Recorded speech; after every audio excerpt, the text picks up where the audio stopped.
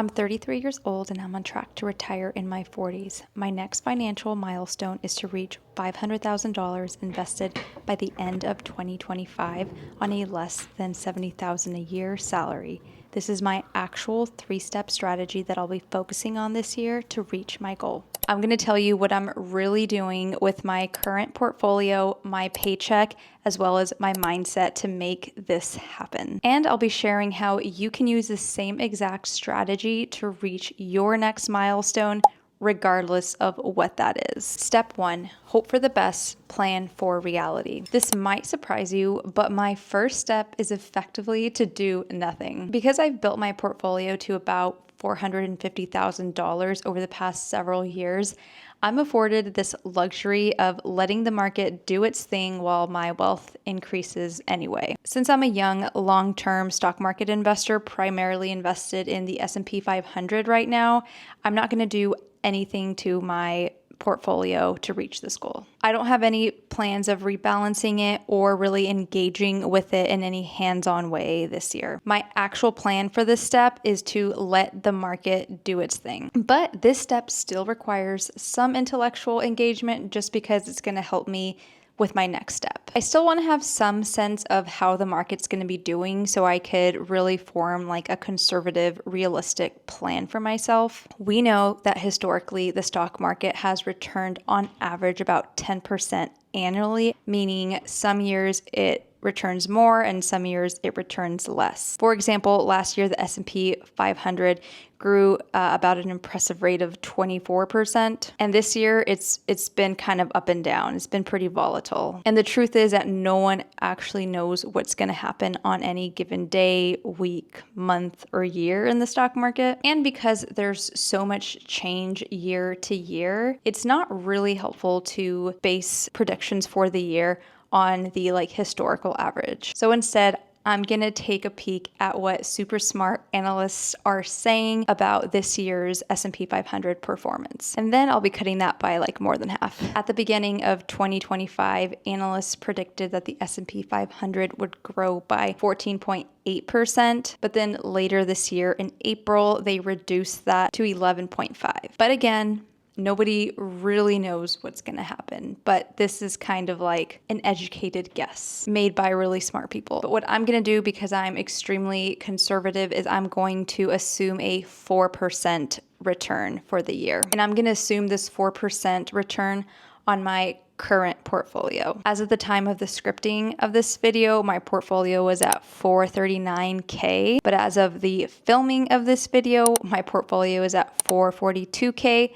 But I'm going to use the smaller number just to be conservative. I'm not going to be accounting for growth on future contributions either. I'm just going to assume the growth, the 4%, is going to be applied to what it currently is now. So that's actually going to be applied to 447 because I am going to be investing $8,000 on Monday when the stock market opens, and assuming that the performance is going to be about the same, 8,000 plus what it currently was at the time of scripting is going to be about 447,000. So if I assume a 4% on the 447,000 portfolio, that's going to be an about $18,000 growth. That means I have about $34,000 left to invest of my own money in order to reach my goal. If what you're working on right now is wealth accumulation, you can look at your current portfolio size and based on your assets, make a conservative prediction for the year. I personally recommend going with being conservative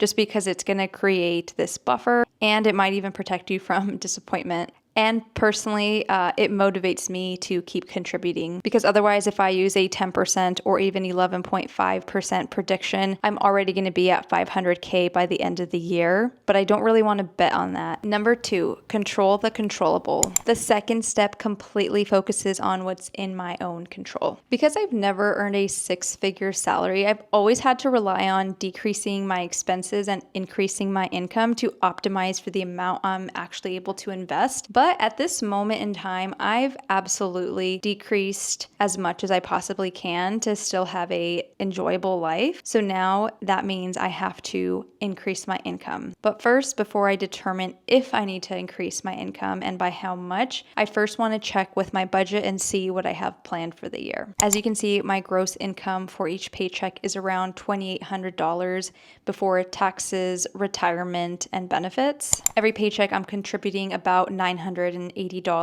That leaves me with about $1,400 per paycheck or $2,900 a month. For now, I'm not going to be putting any of my $2,900 a month into investments. I'm just going to keep maxing out my 401k. Originally, I did want to contribute to my Roth IRA, but instead I'm going to be beefing up my emergency fund this year.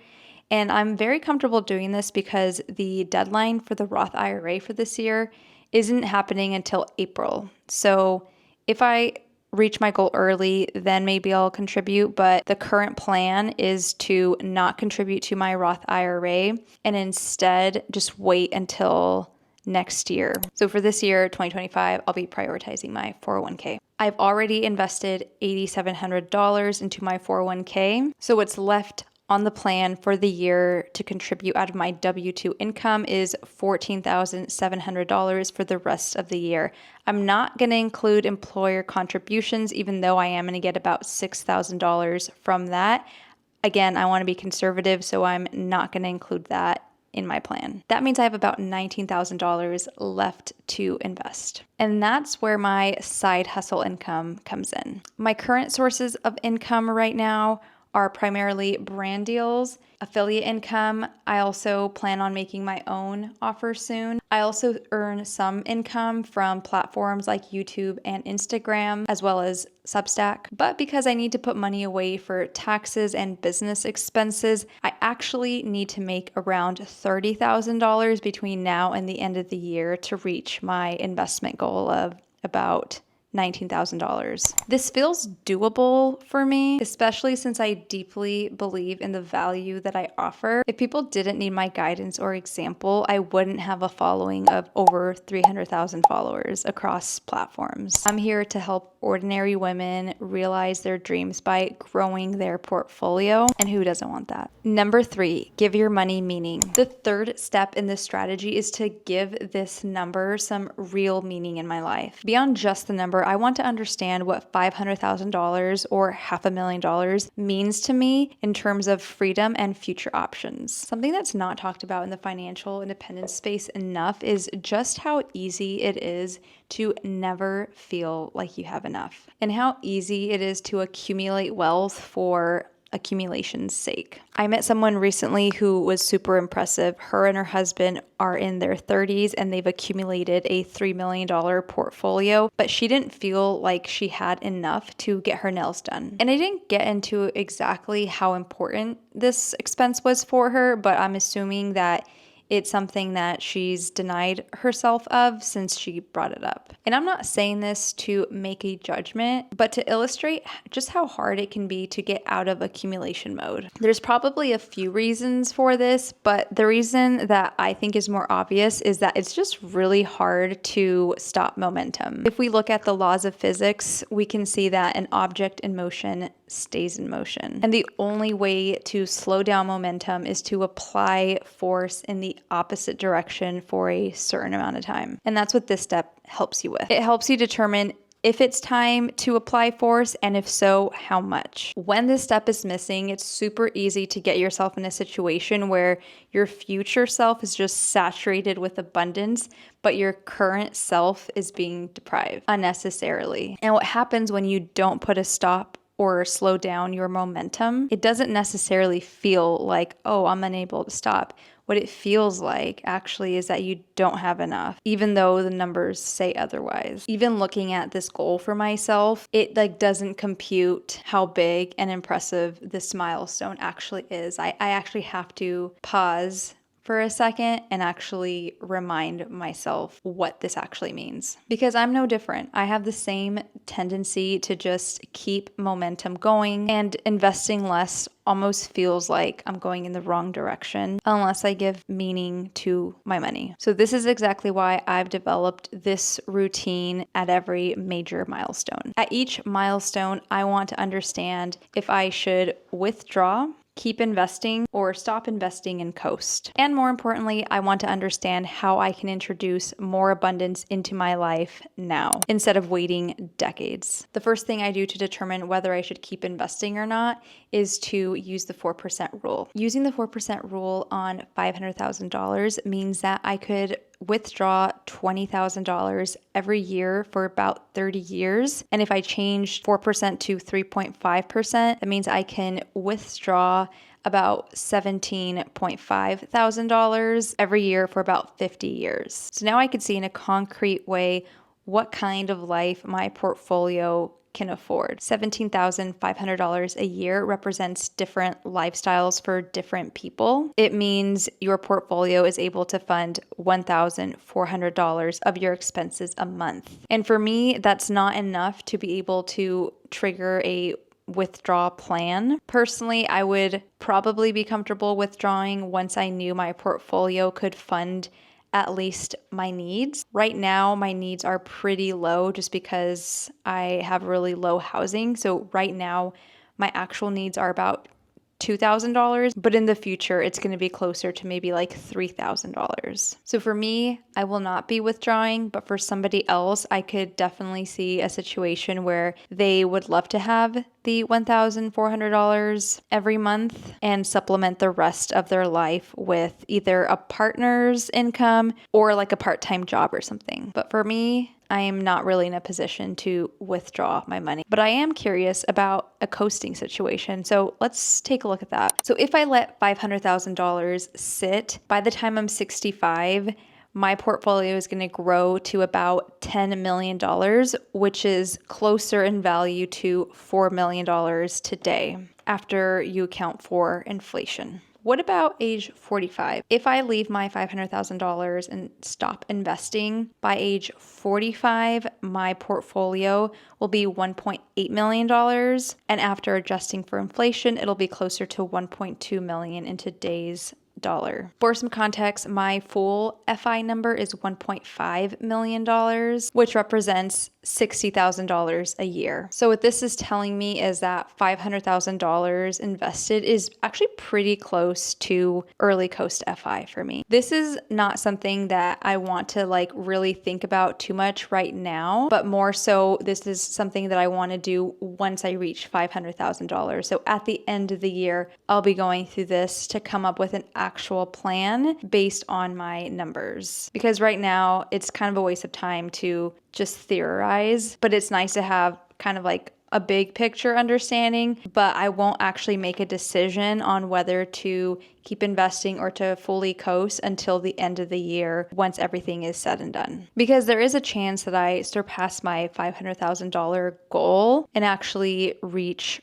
early coast FI. And there's also a chance that I lose value in my portfolio as well. Or there's a chance that I don't reach my target income. Once you understand your numbers, ask yourself what you can do differently now that you have this new level of financial security. What dreams are possible now? And what pressures might you be able to remove from your life? For me personally, I would love to start saving for my doctoral program. I have my eye on Johns Hopkins, and I want to be able to pay cash for it, and it's going to be probably like 6 figures. I personally love this step because it not only transforms these like abstract numbers into tangible freedom, but it also gives you permission to slow down, to apply force to your momentum. Because otherwise, you are just going to keep accumulating and accumulating for accumulation's sake. And we're not about that in this corner of the internet. The point of money is to enjoy the fruit of your labor. And we just need a mechanism to to guide us a little bit. This step is going to help you experience abundance now instead of just waiting for some future goal. And if you're earlier on in the journey, there's always something that you can make a little better. I remember when I made the decision to never drink microwaved coffee. I gave myself the freedom to enjoy a really good cup of coffee whenever I wanted one. And then I also did something bigger, which was quit my full-time software engineering job for a part-time, more meaningful role. You could really improve your life in more ways than one at these new milestones. What's helpful here is that you see every milestone as more than just money, but rather you see these milestones as opportunities to expand your options to prioritize what really matters in your life. And trust me, when your money has meaning, it makes the journey so much more motivating. So this is my actual plan to build a $500,000 portfolio by the end of this year. I'm projecting conservative market returns, focus on what I can control through contributions and increasing my income, and most importantly, giving this milestone meaning beyond just the number. And remember, wealth building is not just about the destination. The journey matters just as much, if not more. As you work towards your next financial milestone, don't forget that money is just a tool. The market is going to do what it does, and your contributions matter, especially early on. But ultimately, the whole point is to build a life that truly matters to you. I'd love for you to experience new possibilities now, not just in the future. I'm curious, what is your next financial independence milestone? And by reaching it, what is it going to allow you to do? Or who is it going to allow you to become? Let me know in the comments. I would love to get to know you a little bit. I'm on a mission to guide 1 million women towards their next financial independence milestone. So if you are FI curious or you're just wanting to see my own journey to financial independence, I invite you to subscribe to this channel and like this video so my next video gets shown to you. You'll definitely want to stick around for a more formalized learning experience that I am creating. I'm in the middle of a master's degree program. I want to make sure this is an effective and transformative experience. I'm not going to settle for anything less than world class. But in the meantime, check out the description for my best resources, including my free financial independence calculator. If you have no idea what your financial independence number is or how much that is going to cost you on a monthly basis, that is a great place to start. You can also follow me on Instagram if you would like to get to know me a little bit more there. And if you'd like to know the exact path that helped me reach my first $100,000 invested, you're going to get a lot of value from this video on the screen right now. I'll see you next week.